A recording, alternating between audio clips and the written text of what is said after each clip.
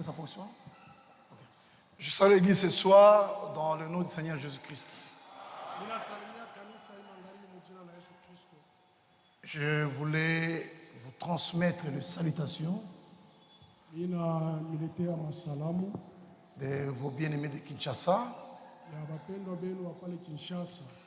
puis les églises de la Zambie, c'est-à-dire l'assemblée de Kitwe, l'assemblée de Ndola,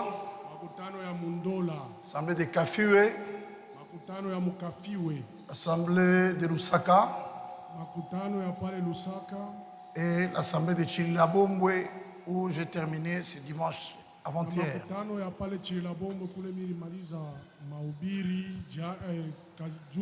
Tous ces frères et sœurs vous ont salué dans le nom du Seigneur Jésus-Christ. Je vous salue également chaleureusement dans le nom du Seigneur Jésus-Christ. Ce n'est pas ma première fois de venir dans ce tabernacle ou devant cette église. Ça fait la première fois que je suis venu ici, c'était il y a cela exactement 20 ans.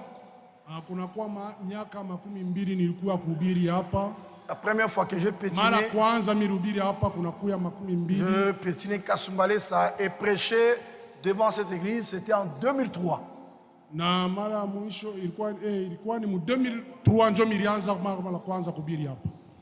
Ce tabernacle n'existait pas encore. Mais l'église existait. Il faut faire la différence entre le tabernacle et l'église.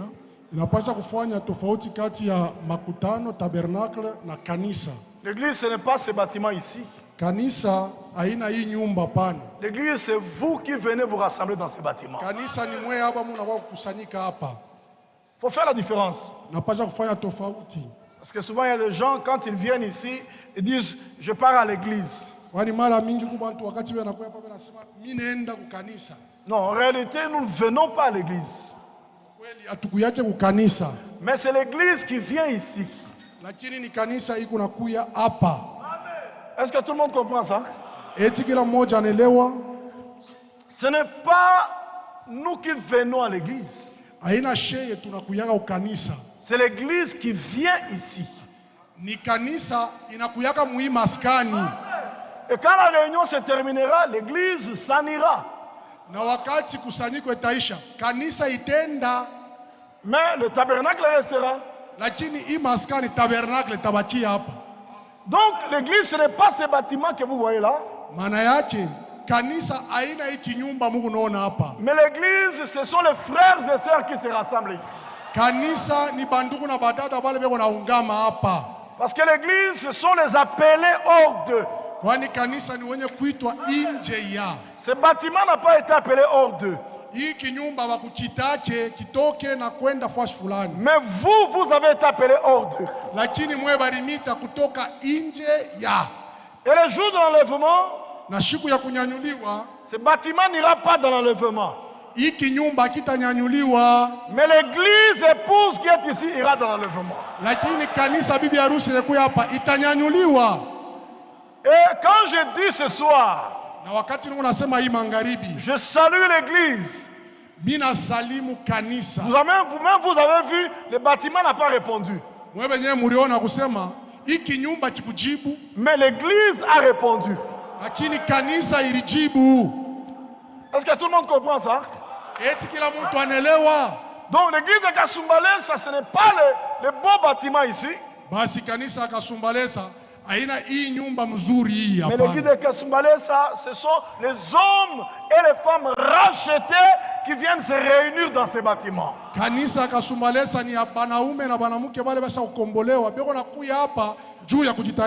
Vous-même, vous allez écouter tout de suite là.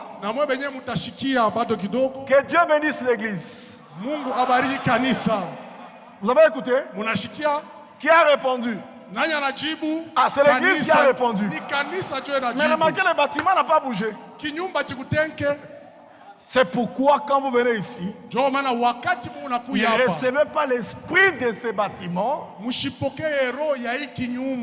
recevez le Saint-Esprit de Dieu.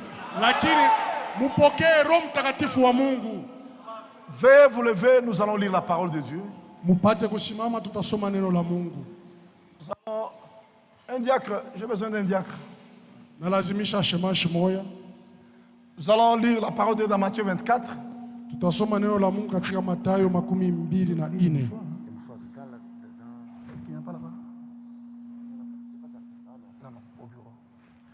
Matthieu 24.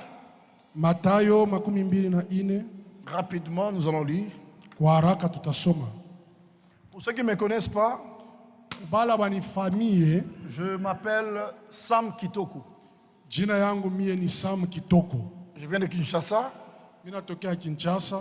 Et comme je l'ai dit, ce n'est pas ma première fois d'être dans ces bâtiments ou devant cette église ici. Je prêche dans cette église depuis 2023. 2003. En ce moment-là, c'était encore le frère Paul Kitenge qui était berger ici. Et c'était un petit bâtiment. Et le nombre de gens, ils étaient très peu nombreux. Mais on venait prêcher. Mais j'ai vu que Dieu a appelé.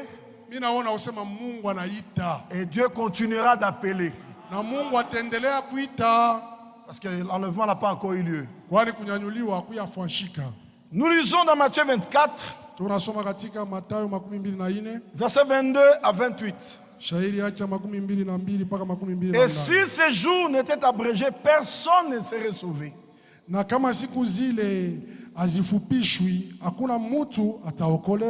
Mais à cause des élus, ces jours seront abrégés.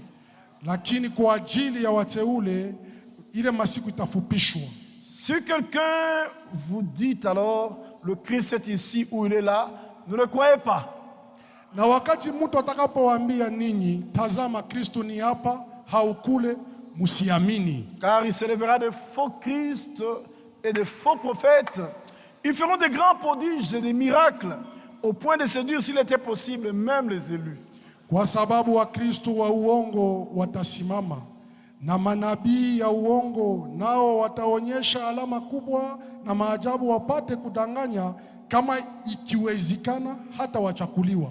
Voici, je vous l'ai annoncé d'avance. Tazama nimekwisha kuwaonyesha ninyi mbele. Si donc on vous dit, voici il est dans le désert, n'y allez pas. Voici il est dans les chambres, ne le croyez pas. Basi kama wakiambia ninyi tazama yeye ni jangwani, musitoke. Tazama yeye ni katika viumba vya ndani, nyumbani, musiamini. Car comme l'éclair part de l'Orient et se montre jusqu'en Occident, ainsi sera la venue du Fils de l'homme. Kwa maana kama umeme unavyokuja toka mashariki na unaoonekana hata magharibi, hivi kuja kwa mwana wa watu kutavyokuwa vile. En quelque lieu que soient les cadavres, là s'assembleront les aigles. Kwa maana pahali maiti inapolala, pahali ntai watakapokusanyika. Notre Dieu et notre Père céleste, Mungu wetu na baba yetu wa kumbingu, te disons merci ce soir. Tunasema asante kwako imangaribi, parce que tu nous as accordé ce privilège de nous retrouver devant ton peuple. Kwani tukaburia bahati ya kusimama mbele ya watu wako pour parler de ta part. Hivi tupate kusema kwa upande wako. Bénis ce moment, Seigneur. Ubariki wakati Bwana. Et que ton esprit nous conduise dans toute la vérité. Na roho yako atuongoze katika kweli yote. Au nom du Seigneur Jésus-Christ. Mujina la Yesu Kristo. Amen. Amen. Ok, merci. Le sujet que nous allons étudier toute la semaine, tungo yenye tutasemea hapo juma yote mzima, c'est un sujet que j'ai puisé dans une prédication que le frère Franck avait apportée le 4 avril 2021 à Krefeld. Ni tungo yenye militosha mu mahubiri ile ndugu Frank aliweza kuhubiri mu 14 le 4 avril 2021 à 10h. 2021 musa ya 10h. Et je vais vous lire ce qu'il avait dit là-dedans.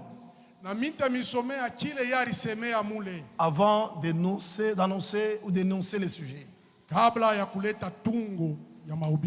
Je lis. Depuis plus de 40 ans, kunakuwa zaidi ya miaka 40, beaucoup de choses se sont passées. mambo ya mingi inafanyika. Je pense à ce qui s'est passé à Varna. Mina wazia kile kilipita kule Varna, où je fus revu en esprit kule milibebwa katika roho, et vu une chorale céleste. nikaona kwaya ya mbinguni. Et aussi avec la moissonneuse batteuse. Niliona tena ile mashini mkubwa ya kuvuna nayo. Vous savez comment elle bat en une fois et récolte. Munajua mara ngapi nekalaka kama inawaka ikunavuna. Le Seigneur me dit, Bwana aliniambia, monte sur cette moissonneuse batteuse panda pa ile mashini ya kuvuna nayo et rentre la moisson. na upate kuvuna. Pourquoi? Qu'est-ce que frère Franck peut? Juu ya nini? Ndugu Frank anaweza kufanya nini? Pourquoi le Seigneur n'a parlé qu'à moi? Kwa nini Bwana alisema mpaka nami tu? Écoutez maintenant. Sasa mshikie. Bien-aimés frères et sœurs, Wapendwa ndugu na dada, le blé est déjà mûr. ngano isha kuivya. Et nous vivons Tukunaishi les derniers instants de l'histoire du salut. mawakati ya mwisho ya habari ya wokovu. C'est ça le sujet. Jo tungo ile. Les derniers instants de l'histoire du salut. Mawakati ya mwisho ya siku ya wokovu. C'est ça le sujet que nous allons étudier toute la semaine. Jo tungo yenye tutafunda juma yote mjima. Je vais lire aussi 2 citations de Frère Branham avant de rentrer définitivement dans les Écritures. Mitasoma sasa ile maneno ya ndugu Branham kabla ya kuingia kwa lote katika maandiko ya Biblia. Je n'ai pas besoin de vous poser la question de savoir qui est Branham ou qui est Franck. Silazimishwe kuniuliza Branham ni nani, Frank ni nani. Parce que depuis le jour où j'ai connu cette église, Kwani tangu nilijua hii kanisa, cette église croyait que Frère Branham, c'est le prophète que Dieu a envoyé au temps de la fin. hii kanisa inaamini ya kusema Branham ni nabii ule Mungu tuma wakati ya mwisho. Depuis que j'ai connu cette église, Tangu nilijua hii kanisa, cette église croit toujours que Frère Franck, c'est le serviteur fidèle et prudent. hii kanisa unaendelea kuambia wasema ndugu Frank ni mtumishi mwaminifu na mwerevu. Frère, il n'y a que les élus qui croient comme ça. Ndugu ni paka wachakuliwa jo wanaamini vile. Les autres s'en moquent. Hapa bengine beko na bichekelea. D'autres veulent s'autoproclamer. Bengine beko napenda babebe ile fuashi. Oh non, moi aussi je suis serviteur fidèle et prudent. Beko nasema na mie niku ule mtumishi mwaminifu na mwerevu. Frère, quel que soit ton courage, tu ne l'es pas.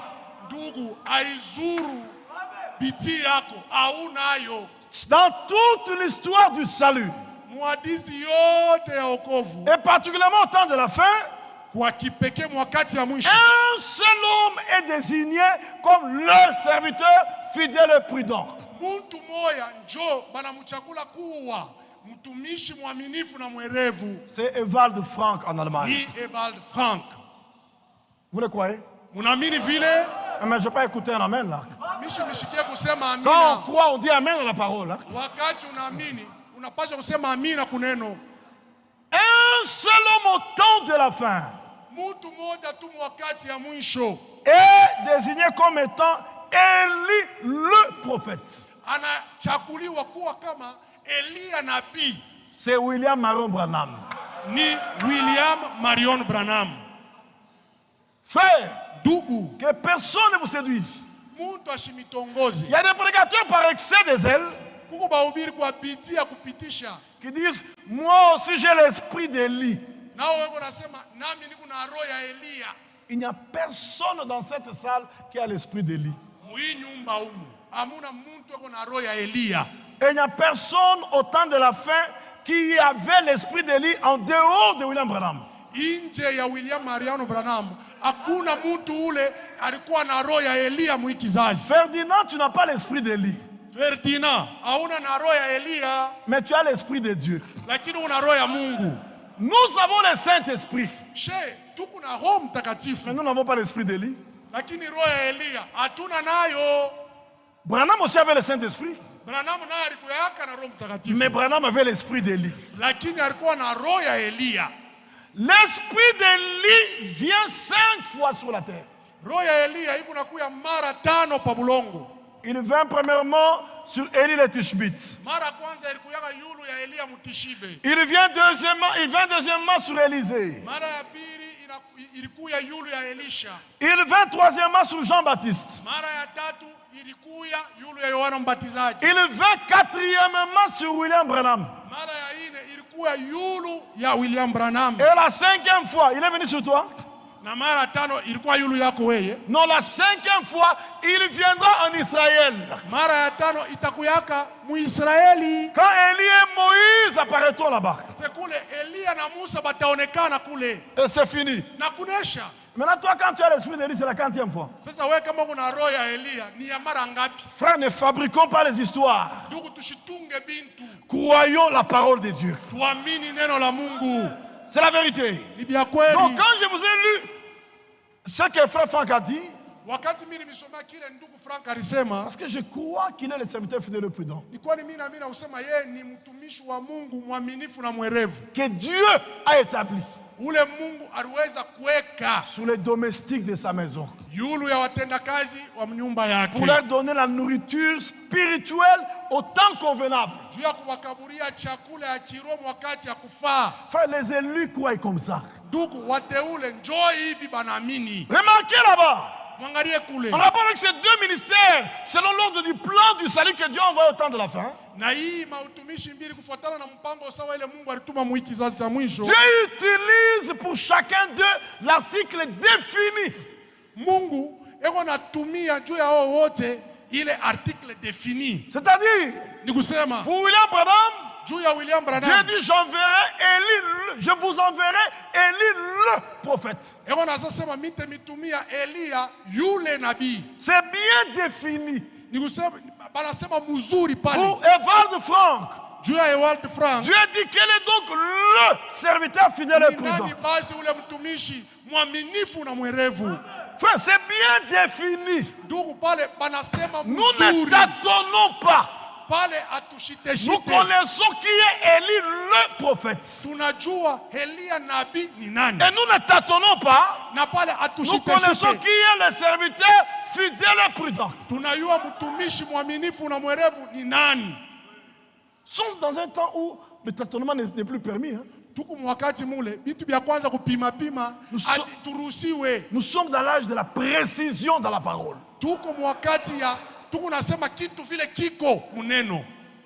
Bien-aimés frères et sœurs, nous sommes arrivés dans les derniers instants de l'histoire du salut. Je vais lire 2 déclarations de frère Branham. Écoutez ce qu'il dit avant de rentrer dans les Écritures. Je lis dans la prédication une robe d'occasion. Paragraphe 21 à 22. Une robe d'occasion prêchée le 25 novembre 56. Paragraphe 21 à 22. 21 à 22. Écoutez ce qu'il dit. C'est le temps le plus glorieux que n'importe qui, ou plutôt qui que ce soit, dans n'importe quel âge, ait vécu. Hii ni wakati ya utukufu kabisa kuliko mawakati yote kubantu bote bale basha kuishi mu dunia humu. C'est le temps dans lequel vous et moi vivons, c'est le temps le plus glorieux. Sema hii wakati mule wewe na mimi tuko naishi ni wakati ya utukufu kabisa. Mais il dit, sasa anasema c'est un temps d'agitation. Ni wakati tena ya mvuruko ya kutingizwa kwa nguvu. Le temps ici, les gens sont agités.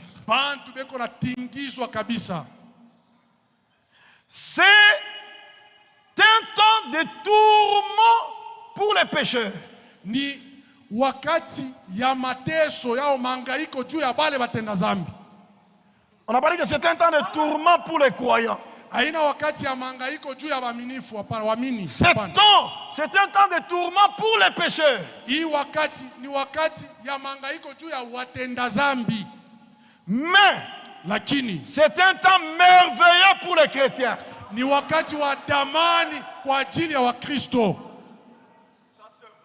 En effet, Kwa kweli, nous savons que nous sommes en train de conjuguer ensemble mimi najua sema shebote tuko nafanya nguvu yetu pamoja, les derniers petits efforts manguvu yetu ile ya mwisho pour rentrer à la maison juu ya kurudia kunyumba et aller à la rencontre du Seigneur. na kwenda kumulaki Bwana. Nous conjuguons ensemble les derniers petits efforts Shebote tuko nafanya pamoja tule tumanguvu twetu tudogo tudogo pamoja, pour rentrer à la maison hivi tupate kurudia et kunyumba aller à la rencontre du Seigneur. na kwenda kumulaki Bwana. Ça, c'est un temps de tourment pour les pécheurs. Hii ni wakati wa mahangaiko juu ya watenda zambi. Remarquez ce que la terre vit aujourd'hui. Angalieni kile dunia iko naishi leo. Partout il y a des troubles. Fwashi yote huko mafujo. Même à Kasumbalesa, les gens dorment, mais ils ne savent pas ce que la nuit va produire. Nataka mukasumbalesa bantu beko nalala lakini abajue bushiku ni kinini kitebafikia. C'est pour que vous compreniez que Kasumbalesa, ce n'est pas chez nous. Juu mpate kuelewa sema kasumbalesa haina kwetu. Chez nous, c'est dans la Nouvelle Jérusalem. Kwetu ni mu Yerusalema mpya. Et nous sommes en train de conjuguer les efforts pour aller chez nous. Na tuko nafanya manguvu yetu yote twende kwetu. J'ai rencontré en Zambie des frères de Kasumbalesa, mais qui vivent là-bas. Mimi kutana na Ils ont fui l'insécurité. ba mukasumbalesa lakini beko naishi kuzambia. Mimi bakuta kule banakimbia kwa sababu beko na uana huko. Bien-aimés frères et sœurs, Bandugu na badada la wapendwa. vraie sécurité, c'est en Jésus-Christ. Ukingo wa kweli uko ndani ya Yesu Kristo. Si le Seigneur ne garde la ville, ceux qui veillent envers. Kama Bwana shilinde muji, wale wako na ulinda, wako na kesha mwabule. La mort peut te trouver partout. Lufu lunaweza kukupata fwashi yoyote. Mais le seul qui peut te garder de la mort, c'est celui qui a vaincu la mort. Mmoja ule anaweza kulinda kukifo ni paka ule aliweza. Et laissez-moi vous dire ce soir, Niache niambie magharibi. personne ne mourra avant le temps de Dieu. Hakuna mtu atakufa kabla ya wakati wa Mungu. L'homme ne meurt qu'au temps prévu par Dieu et de la manière prévue par Dieu. Mtu wewe anakufa namna ile Mungu aliweza kutayarisha sema atakufa na wakati wa Mungu. Et la Bible dit dans Proverbe 18, verset 10, Na Biblia inasema katika Mezali 18 mstari wa 10, le nom du Seigneur jina ya Bwana est une tour forte. ni mnara wa nguvu, Le juste s'y réfugie na mwenye wake eko et se najificha trouve en ndani, sécurité. na mule ndani eko mukingo. Frère, Ndugu, la sécurité véritable, c'est en Jésus-Christ. ukingo wa kweli uko ndani ya Yesu Kristo. C'est vrai. Ni bia kweli. Écoutez s'il vous plaît. Mushikie mina misi. Aujourd'hui, remarquez ce qui se passe sur la terre. Leo mwangalie pa dunia. Même en Europe, Nataka kule kubulaya. il y a la guerre de l'Ukraine. Kuku ile vita ya Ukraine. Il y a des gens sans révélation Na bantu bila ufunuo qui pensent que la guerre de l'Ukraine, là, c'est ce qui va amener la 3e guerre mondiale. beko nadhani ya kusema ile vita iko kule ku Ukraine ndio itatuingisha mu vita ya tatu ya ulimwengu wote. Écoutez, frère, Shikieni banduku. il n'y aura pas de guerre mondiale aussi longtemps que nous sommes sur la terre. Hakutakuya vita ya ulimwengu wote mzima wakati yote ile shetu ingari pa bulongo hapa. Tu peux me regarder avec des dents, tu dis, vous qui? Unaweza hata kunyang'ana na kunibeula usema mweba Tu me nani? demandes, nous qui? Unaniuliza sema mweba Nous, nani? nous sommes l'épouse du Seigneur Jésus-Christ. Sisi ni bibi harusi wa Yesu Kristo. Dieu ne permettra pas qu'il y ait une guerre nucléaire pendant que son épouse est sur la terre. Mungu hataruhusu kuwe vita ya nucléaire wakati yote shetu ingari hapa chini pa dunia. Dieu ne permettra pas que les fléaux tombent quand nous sommes sur la terre. Mungu hastaachilia mapigo yaanguke pa dunia wakati yote tuingari pa dunia hapa. Avant que les fléaux ne tombent, nous serons enlevés. Kabla ya mapigo yaanguke, shetu tutakuwa tushakunyanyuliwa. C'est la vérité, frères et sœurs. Ni bia kweli bandugu na badada. Écoutez, s'il vous plaît, frère. Mushikie mina misi. Je lis la Bandugu na deuxième badada. déclaration, Mimi nasoma tena ile maneno ya pili qui est aussi la dernière. na ya mwisho. Après, je rentrerai dans les Écritures. Kisha sasa mimi nitaingia katika maandiko. Écoutez, Mushikie. dans l'union invisible de l'épouse de Christ, Muile muungano yashokonekana ya bibi harusi l'union invisible de l'épouse de Christ. wa Bwana Yesu Kristo. Paragraphe 27 à 29. Mu paragraphe 27 à 29 Il est écrit, il est dit ceci. banasema amwevi, Cela ne sonne pas comme un message de thanksgiving. hii haishikirike saa tu ile ujumbe ya Thanksgiving. Répétition frère, je ne vous ai pas saisi. Hii haina ujumbe ya remerciement. Remerciement en Swahili n'existe pas. Iko ya shukrani. Ah voilà. Il faut dire parce qu'il y a des gens qui ne comprennent pas peut-être le français, il faut qu'ils écoutent sans Swahili. Je suis reconnu, et dit, quelle que soit l'écriture, Aizuru andiko, nous sommes reconnaissants pour sa totalité. tuko na shukrani kwa ajili ya utimilifu wayo yote.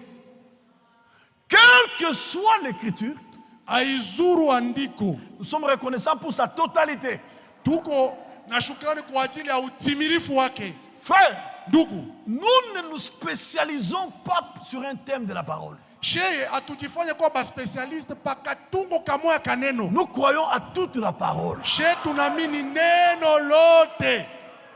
Non, chez nous, c'est seulement la grâce. Asema muyetu kanisa, she ni paka neema tu. Non, pas seulement la grâce. Hapana tu neema. Il y a aussi la loi qui est la parole de Dieu. Sheria nayo ni neno la Mungu. Chez nous parlons seulement de l'amour. Kwetu mkanisa yetu mpaka mapendo. Non, il ne faut pas seulement parler de l'amour. Hapana, musiseme paka mambo ya mapendo. Parlons aussi du jugement qui vient. Museme tu juu ya ule hukumu iko nakuya. C'est vrai. Ni bia kweli. Oh, chez nous parlons seulement des promesses. Parlons aussi des commandements. Museme tena yulu ya mahamri. Dans la parole, il n'y a pas que des promesses. Kwani muneno hamuna paka Nous attendons l'accomplissement des promesses en obéissant au commandement de la parole. Tukuna chunga kutimizwa kwa maahadi, mukutimiza neno la Mungu. Frère, nous ne croyons pas à une portion de la parole. She atuamini sehemu ya neno. Nous croyons à toute la parole. She tunamini neno lote. Dans Matthieu chapitre 4, verset 4, Katika Mathayo 4:4, le Seigneur avait dit, Bwana alisemaka, l'homme ne vivra pas de pain seulement, mtu hastaishi kwa mkate tu, mais de toute parole sortie de la bouche de Dieu. mtu ataishi kwa neno lote itoka mkinywa ya Mungu. Dans Actes chapitre 20, verset 27, Katika Matendo 22:27, Paul a dit, Paulo je alisema, vous ai annoncé tous les conseils de Dieu. mimi mitangazia mashauri yote ya Mungu. Dans Colossiens chapitre 3, verset 16, Katika Wakolosai sura ya 3 mstari ya 16, l'Écriture dit là-bas, andiko nasema pale, Colossiens 3, 16, Wakolosai que la parole de 3:16, Christ neno la Kristo habite au milieu de vous ipate kukaa katikati yenu dans toute sa richesse. katika utajiri wake wote. Donc nous ne sélectionnons pas ce que nous pouvons croire, Sheye atuchakulake biashi kuamini. mais nous croyons à toute la parole. Sheye tunamini neno la Mungu lote. Un élu de Dieu Mchakuliwa wa croit Mungu même à la parole qui attaque sa vie.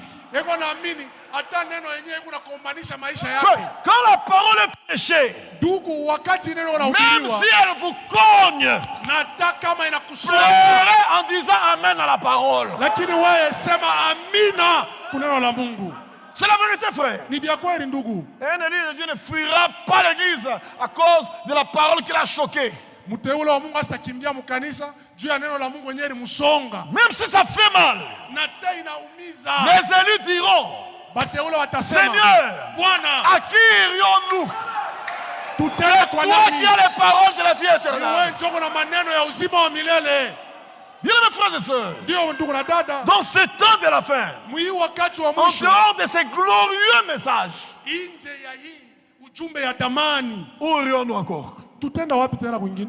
Parce que partout là-bas, c'est la mort. Kwani fashi yote ni lufu. Mais ici, Lakini Dieu nous a hapa, donné le message de vie. Mungu alitukabulia ujumbe ya uzima.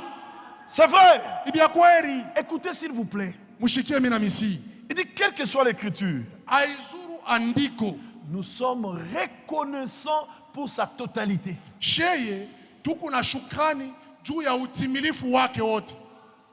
Je suis reconnaissant à Dieu Niko na shukrani kwa Bwana de vivre dans ces temps kuishi mwii wakati des dernières scènes de l'histoire du salut. ya ile maandamano ya mwisho ya habari ya wokovu. Écoutez, Mshikie, je suis reconnaissant à Dieu niko na shukrani kubwa kwa Mungu de vivre dans ces temps kuishi mwii wakati des dernières scènes de l'histoire de ce monde. ya maandamano ya mwisho ya habari ya dunia hii. Enfin, nous sommes en train de vivre les dernières scènes de l'histoire de ce monde. Ndugu, tuko naishi ile maandamano ya mwisho ya habari ya dunia hii. Nous sommes la génération qui verra Jésus revenir comme ça. Sisi ni kizazi ya wale watu wataona Yesu kurudia hivi. Donc réellement nous sommes ceux qui peuvent dire, voici je vous dis un mystère, nous ne mourrons pas tous. Sheye ndio wale wanaweza kusema, tazama mimi namiambia siri. Frère, Shebota tutalala. parmi nous ici ce soir, Katikati yetu hapa hii il magharibi. y a des gens qui n'entreront pas dans le tombeau. Kuko bantu bala batabajika. Parmi nous ici, Katikati il y a des yetu gens qui hapa. monteront vivants au ciel. Kuko muntu atapanda mshima kumbingu. Nous sommes le dernier âge de l'église. She ni kizazi cha mwisho cha kanisa. L'âge qui clôture l'histoire du salut. Kizazi kikunamaliza habari ya wokovu Parmi les païens. katikati ya mapagano. Parce que au milieu de l'église des païens, il y a eu 7 âges de l'église, ou 7 périodes par lesquelles l'église traverse avant d'atteindre la gloire. Kwani juu ya mapagano kuku vizazi 7 bila kanisa ilipasha kupitia bila kanisa ipate kwenda mutukufu. Et nous sommes le 7e âge. Na sisi ni kizazi cha 7 Le dernier. cha mwisho. Et souvenez-vous, Mukumbuke Enoch était le 7e depuis Adam. Enoch alikuwa wa 7 tokea Adamu. Enoch le 7e Enoch wa 7 n'est pas passé par le tombeau, ashikupitia yake mkaburi, mais il est monté vivant au ciel. lakini alienda kumbingu mzima. Et laissez-moi vous dire ce soir, Munyache kuniambia l'épouse des 6 âges est dans la tombe. kanisa au bibi harusi ya ile vizazi 6 iko mule mtumbu. Mais l'épouse du 7e âge Lakini bibi harusi n'entrera pas totalement dans la tombe.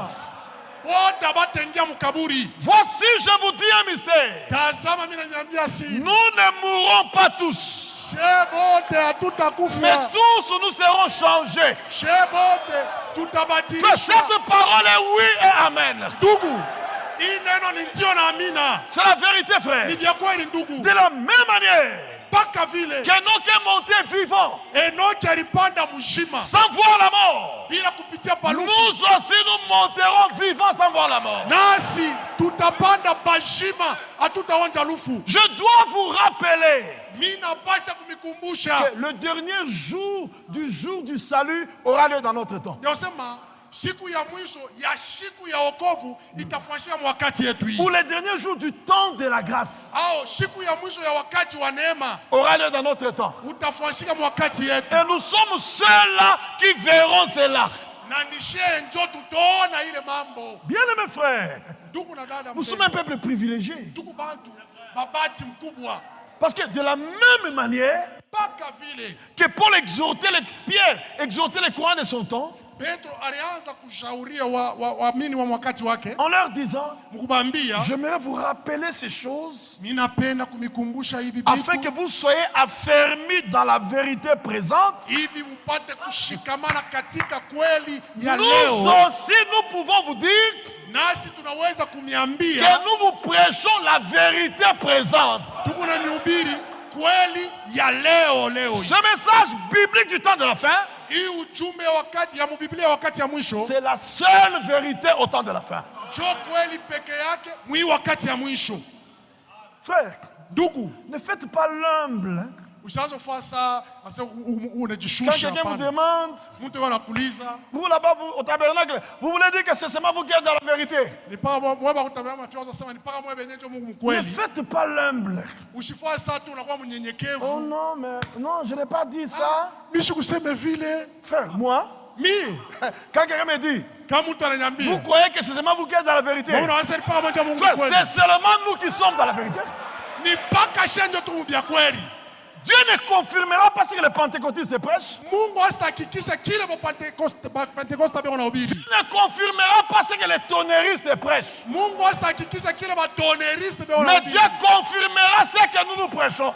Mungu atahakikisha kile sheye tuko na ubiri. Parce que ce que nous prêchons, c'est sa parole. Kwani kile tuko na ubiri ni neno lake. Et il confirmera sa parole. Naye atahakikisha neno lake. C'est la vérité. Ni bia kweli. Écoutez s'il vous plaît. Mushikie mimi na misi. Il dit, Enasema, je ne sais pas mishijue si j'aurais eu un mot à dire ainsi avant la fondation de ce monde. kama bange kuwa kona kya kusema kabla ya kuweka misingi ya hii dunia. Il y a un terme que j'aimerais aussi extirper. Namuna moja ya kusema ile mimi napenda kutosha kutukunya. Voilà. Très bien. Donc ce terme-là, ile msemeo c'est avant la fondation du monde. Ni kabla ya kuweka misingi ya dunia. Beaucoup de gens quand on parle d'avant la fondation du monde, ils pensent que c'est l'éternité. Bantu bamingi banagalabu wanazani wasema kabla ya kuweka misingi ya dunia ni mumilele. Non. Hapana. L'éternité n'a pas d'avant ou d'après. Amen. Milele haikalake na kabla kisha na kisha. Dans l'éternité, il n'y a pas d'avant ou d'après. Katika milele hamuna kabla na kisha. L'éternité, c'est l'absence totale du temps. Sema milele ni kusema mwikalake wakati hamuna kubalula wakati. L'éternité n'a pas d'hier ou de demain. Mumilele mwikalake jana au kesho. Dans l'éternité, la nuit ne tombera pas. Mumilele bushiku abutengia. Et dans l'éternité, on ne parle pas des siècles et des siècles. Mumilele basemake vizazi na vizazi. Non, non, non, non, non. Quand on parle au siècle des siècles, c'est le temps. Wakati wanasema vizazi na vizazi ni mwakati. Dans l'éternité, il n'y a pas de siècle. Mumilele mwikalake vizazi. Non. Hapana. L'éternité, milele, c'est l'absence totale du temps. Ni kusema amuna taka wakati kaloko. Dans l'éternité, les secondes ne comptent pas. Mumilele masegonda baibalulake emo. Mais si les secondes ne comptent pas, ça veut dire que les minutes ne compteront pas. Ni kusema kama masegonda, ni kusema dakika haiwezi kubaluliwa mule. Mais si les minutes ne comptent pas, il n'y aura pas Kama d'heure. dakika haina amo, ni kusema masaa yenyewe haina amo. Mais s'il n'y aura pas d'heure, il n'y aura pas de jour. Kama hamuna masaa, ni kusema mutakuwa mashiku. Et s'il n'y aura pas de jour, il n'y aura pas de mois. Kama hamuna mashiku, ni kusema mutakuwa mienji. Et s'il n'y a pas de mois, il n'y aura pas d'année. Kama hamuna mienji, ni kusema mutakuwa miaka. Et s'il n'y a pas d'année, il n'y aura pas de décennies, ou de siècles, ou de millénaires. Hakutakuya miaka 50 au miaka 100. C'est pourquoi dans l'éternité, nous ne vieillirons jamais. Joko maana katika umilele hatutazeka amo. Nous vieillissons parce que les jours sont comptés. Tukunazeka kwani mashiku tukunaibalula. Frère, Dieu ne nous a pas donné une vie perpétuelle. Mungu asikutukaburia mashiku ya lote perpetuel ya shiku yote. Non. Hapana. Dieu ne nous a pas donné une vie perpétuelle. Mungu asikutukaburia maisha ya shiku yote. Dieu nous a donné la vie éternelle. Mungu alitukaburia maisha ya milele. Une vie qui n'a pas de commencement et qui ne se terminera jamais. Uzima ule hauna na mwanzo na utamalizikaka. Et ce qui nous fait du bien, nous passerons l'éternité dans sa présence. Tutaishi milele mbele yake. Frère, il n'y a pas mieux que ça. Ndugu, hakuna kitu kizuri kupita ile. Il n'y a pas mieux que ça. Hakuna kitu kizuri sa kuishi. David le disait. Milele. Mieux vaut un jour dans tes parvis que 1000 ailleurs. Ni mzuri siku moja muviwanja vyako kuliko masiku 1000 fois shingine. David souhaitait un jour dans ses parvis. Daudi anaanza kutafuta kuishi muwepo au mkiwanja cha Mungu. Mais Jésus nous a accordé l'éternité dans sa présence. Yesu anatukaburia milele muwepo wake. Frère, soyez toujours joyeux quand vous pensez à ces choses. Ndugu, muwe kila mara na furaha muwepo wake. Donc quand la Bible parle d'avant la fondation du monde. Wakati Biblia unasema kabla ya kuweka misingi ya dunia, c'est quand Elohim, qui dans l'éternité habitait la plénitude de lumière, d'esprit et de vie, ni pale Elohim mwenyewe ule wakati anaanza kuikala katika utimilifu wa roho na wa uzima, est sorti de ses plénitudes originelles. Alitoka muile hali yake ya kumwanzo. Il a pris la forme qu'on appelle le logos en grec ou le dabar en hébreu. Anabeba ile umbo banaita logos en grec, mukiyunani au tabara. Dabar. Dabar, oui. En hébreu. Mukiebrania. Elohim est sorti de la plénitude là. Elohim akatoka muile yenye dabari. Il a pris le corps parole.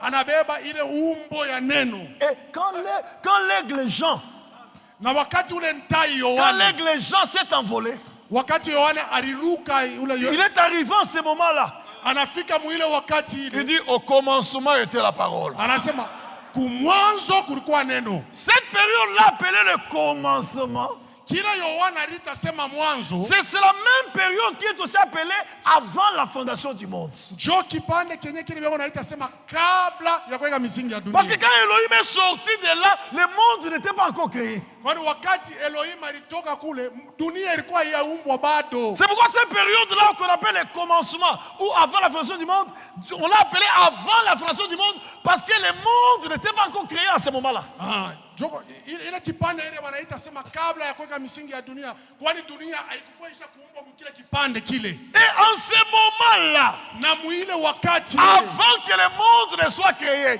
kabla ya ulimwengu au dunia dans la kuumbwa, pensée de Dieu, mawazo ya Mungu il a écrit nos noms dans le livre de vie de l'agneau.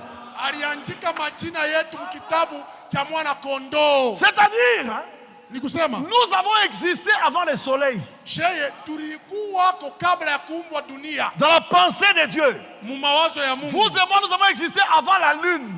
Wewe na mimi tulikuyako kabla ya kuumba Nous avons mwezi. existé avant la terre ou le soleil. Tulikuyako kabla ya kuumba bulongo na C'est jua pourquoi yenyewe. un élu de Dieu, Ndio kwa maana mchaguliwa wa Mungu. aucune circonstance de ce monde ne peut les séparer de Dieu. Hakuna mambo hata moja mu hii dunia inaweza kumtenga na Mungu.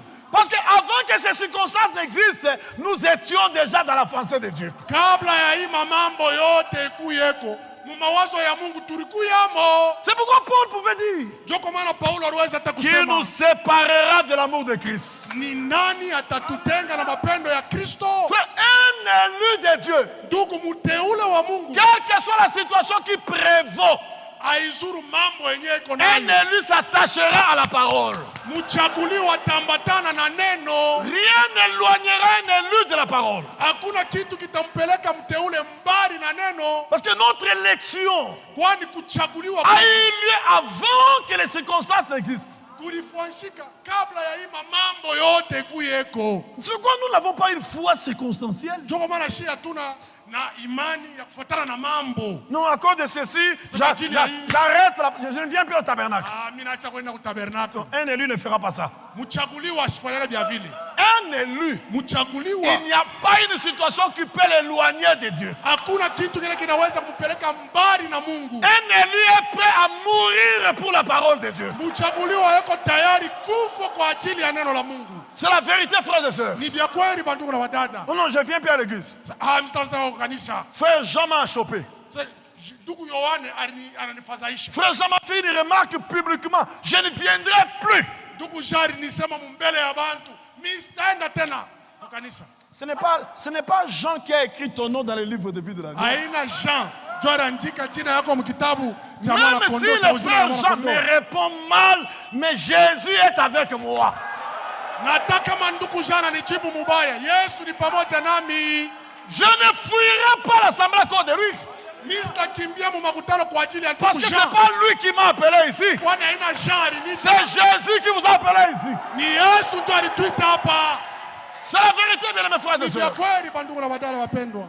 Bien-aimés frères et sœurs, Bandugu na wadada wapendwa. le temps sont fortement avancés. Mawakati ilishaenda sana. Quand on parle d'avant la fondation du monde, Wakati wanasema kabla ya weka misingi ya dunia. oubliez votre façon de voir là, vous pensiez que c'était l'éternité. Musahau namna yenu ile akona kusema ni mumilele. Non. Hapana. Avant la fondation du monde, c'est le commencement. Kabla ya kuweka misingi ya dunia ni kumwanzo. Quand on dit au commencement était la parole. Wakati wanasema hapo mwanzo kulikuwa neno. C'est ça avant la fondation du monde. Jo kabla ya kuweka misingi ya dunia Et hii. Dieu nous a élus. Na Mungu alituchagua. Après nous avoir élus, Kisha kutuchagua, il a commencé maintenant, il a créé les anges. akaumba mamalaika, Il a créé les cieux et la terre. aliumba mbingu na Frère, nchi. Ndugu, nous avons été élus avant que les anges ne soient créés. tuliweza kuchaguliwa kabla ya mamalaika kuumbwa. C'est pourquoi devant Dieu, ndio wana mbele ya Mungu les hommes ont plus de valeur que les anges. bantu beko na bei sana kuliko malaika. Est-ce que vous dites amen aussi à ça? Amen. Eti mnasema amina? Devant Dieu, Mbele ya Mungu les hommes ont plus de valeur que les anges. bantu beko na bei sana kuliko malaika. Remarquez, frère, Mwangalie bandugu. le jour où les anges sont tombés, Shiku malaika balianguka. Dieu a créé l'enfer. Mungu aliumba inferno. Il a créé le tordant de feu de soufre. Aliumba ile ziwa ya moto na kibiriti. Maintenant, Sasa les anges qui sont tombés, jaloux qu'ils étaient, wale malaika wale balianguka sasa vile walikuwa na bwivu. quand Dieu a créé l'homme, Wakati Mungu aliumba et mtu, Dieu a formé cet homme, Mungu anamfunga ule mtu. il a placé en Éden, Anaumweka et mwedeni Dieu a dérivé cet homme na Mungu akatosha mwa ule mtu en formant la femme. na anafanya mwanamke. Le diable, jaloux qu'il est, Shetani vile alikuwa na bwivu, il est allé séduire la femme. akaenda kutongoza mwanamke. Entraînant, donc, sachant que quand il va séduire la femme, l'homme suivra cette femme-là. Alijua kusema kama anamtongoza mwanamke, mtu atamfuata, mwanaume atafuata mke wake. Alors, dans son esprit, Sasa muroho yake il disait, oh, tokokani. anasema hapa sasa tunakuwa pamoja. Alors, comme pour moi, on avait créé l'enfer, je crois qu'ils vont créer un deuxième enfer pour l'homme aussi. Sasa vile baliniumbia mie ziwa ya moto, mimi naamini kusema na mtu na yeye batamuumbia sasa yake. Pendant que Satan se réjouissait Wakati shetani anaanza kufurahi de la chute de l'homme, juu ya kuanguka kwa mtu, Dieu descend au temps du soir. Mungu kumagharibi anashuka, Il dit à Satan, serpent, anamwambia nyoka, la sémence de la femme uzao ya mwanamke t'écrasera la tête. itakuponda kichwa Et toi, tu lui blesseras les talons. na wewe utamuumiza kizingino. C'est-à-dire, Maana yake dans ton esprit, tu croyais que le plan de Dieu a échoué. mawazo yako yanaanza kusanya kusema mapu ya Mungu Mais je inashindwa. t'informe que je viendrai payer le prix de leur argent. Mimi nakujulisha sasa mimi nitakulipa bei ya ukombozi yao. La sémence de la femme, c'est Christ. Mbegu au uzao ya mwanamke. Et il a écrasé la tête du serpent ce jour-là sur le calvaire. Aliponda kichwa cha nyoka ile shiko ku Kalvario. C'est pourquoi, frère, Ndio kwa maana ndugu, quand Adam, malgré qu'il avait chuté, na hata wakati Adamu aliweza kuanguka, Adam n'est pas sorti de l'Éden abattu. Adamu ashikutoka katika Edeni, ashakulekea. Adam sortait de l'Éden joyeux. Adamu anaanza kutoka mu Edeni na Il furaha. savait que Alijua quand kusema Christ viendra, je retournerai en Éden. wakati Kristo atarudia, mimi nitarudia katika Edeni. Frère, Tout avec ce message, Na hii nous ujumbe sommes sur le chemin du retour à l'Éden. tuko munjia kurudia ku Edeni. C'est la vérité. Ni bien kweli. Nous sommes sur le chemin de retour Tuko munjia kurudia ku en Edeni. Éden. Kule ku Edeni. Et nous vivrons ensemble avec Adam et Ève. Tutaishi pamoja na Adamu na Hawa Au ciel, kumbingu, dans l'enlèvement, kukunyanyuliwa. Adam sera là. Adamu atakuya kule, Ève sera là. Hawa atakuya kule, Abraham, Isaac et Jacob seront là. Abrahamu, Isaka na Yakobo Oh, watakuwa vous kule. croyez que c'est seulement eux qui seront là? Nous Non, non, aussi, c'est- nous serons là-bas. Usiwazie sema ni mpaka wao watakuwa Parce kule que na le siku yako. Seigneur l'avait promis Kwani Bwana alilaka en kusema, disant, alisema dans Matthieu 8, verset 11, katika Mathayo 8:11, plusieurs viendront de l'Orient et de l'Occident. bamingi batatoka kwa asubuhi na kumagharibi, Plusieurs viendront même de Kasumbalesa bengine batatoka hata et ukasumbalesa s'assiéront à table na batekala avec kumeza Abraham, Isaac et Jacob dans les royaumes des na cieux. Abrahamu, Isaka na Yakobo mufalme wa mbingu. Frère, Ndugu, ce message ne nous amène pas en Amérique. hii ujumbe tupeleke kwa Amerika pana. Ce message ne nous amène pas à Paris. Hii ujumbe tupeleke ku Paris Ce hapana. message nous amène au ciel. Ujumbe huu unatupeleka kumbingu. Adam est sorti joyeux Adamu alitoka mu Edeni na furaha, parce qu'il savait kwani alijua que kusema quand la sémence de la femme wakati uzao wa mwanamke écrasera la tête du serpent utaponda kichwa cha et que nyoka la rançon sera donnée, na bei italipwa, je reviendrai en Éden. mimi nitarudia katika Edeni. Donc, vous comprenez, frère, Ndugu, mnaelewa kusema dès le moment où la chute a eu lieu, Mungu wakati kuanguka kulifika, Dieu a parlé de la venue du Rédempteur.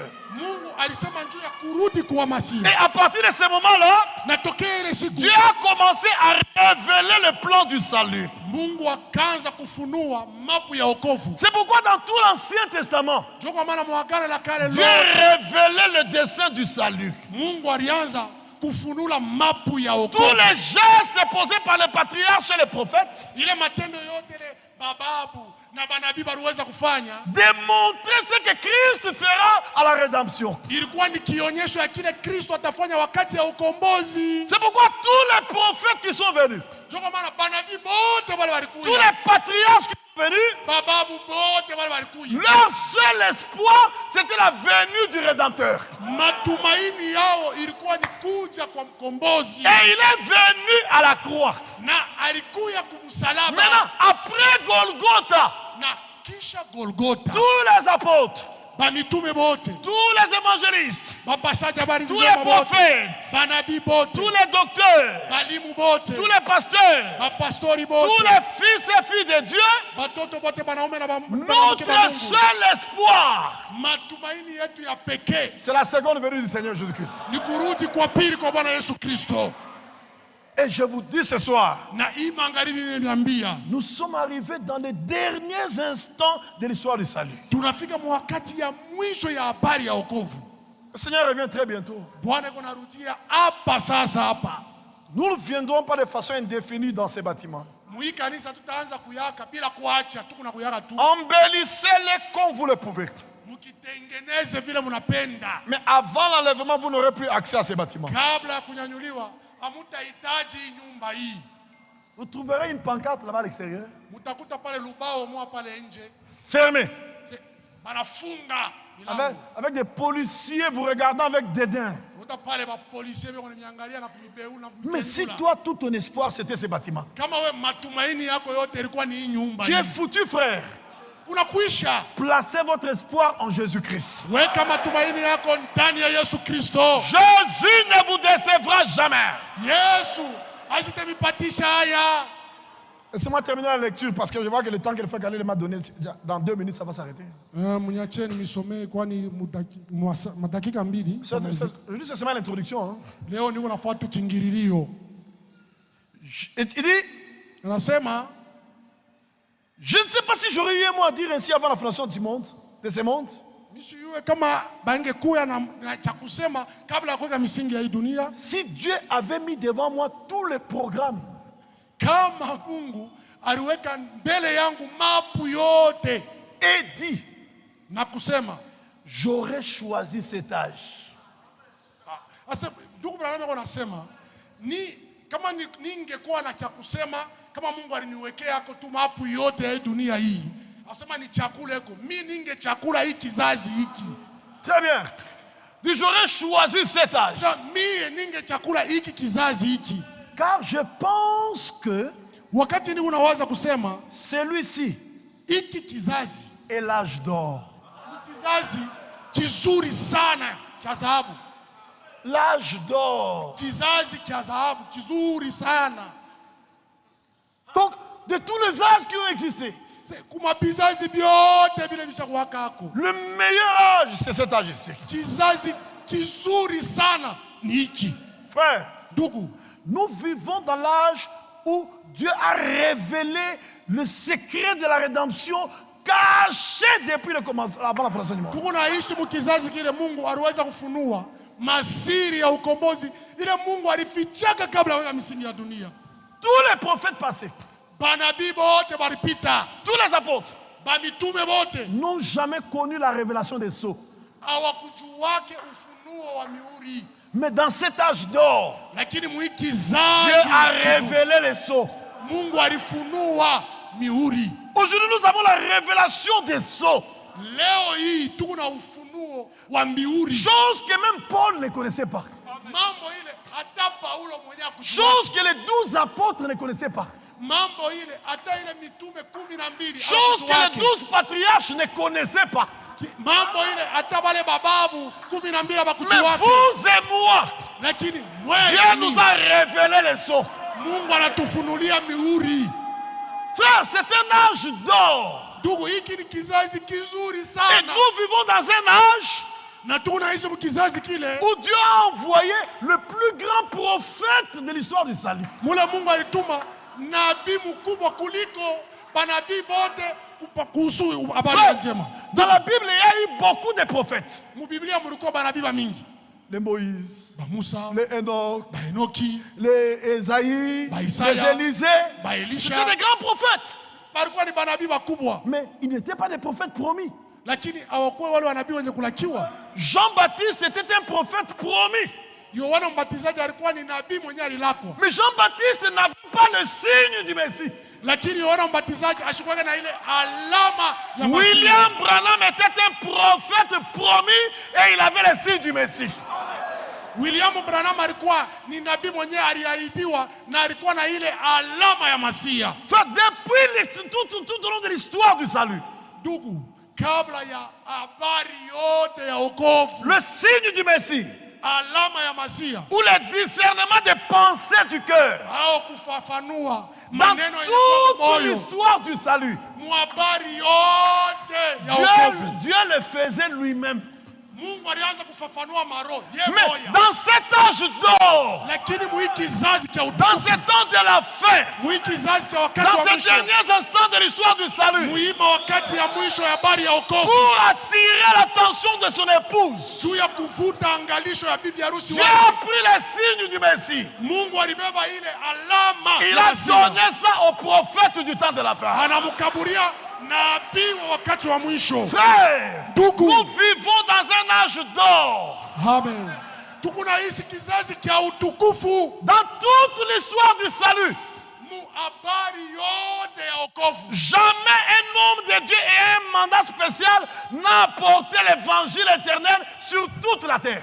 akuya kuyaka mtumishi wa Mungu hata moya mwenye alibeba habari njema ya milele na kuipeleka mdunia yote mzima. Lisez les voyages de Paul, c'était autour de la Méditerranée. Musome masafari ya Paulo, ilikuwa kando kando ya ile bahari ya Mediterranee. C'était dans la Méditerranée. Ilikuwa pa kule ngambo asubuhi Wesley en Europe. Wesley naye kule kwa Europe. Luther en Europe. Luther naye alikuwa pa kule kubulaya. Branham avait fait seulement 12 pays. Branham naye alifanya paka mainchi 12. Mais Dieu a pris un homme. Lakini Mungu alibeba mtu. Il lui a confié l'évangile éternel Anamkaburia injili ya pour milele. l'amener à tous les habitants de la terre. Hivi aipeleke kubakaaji bote ba Et mdunia. c'est comme a pris l'avion.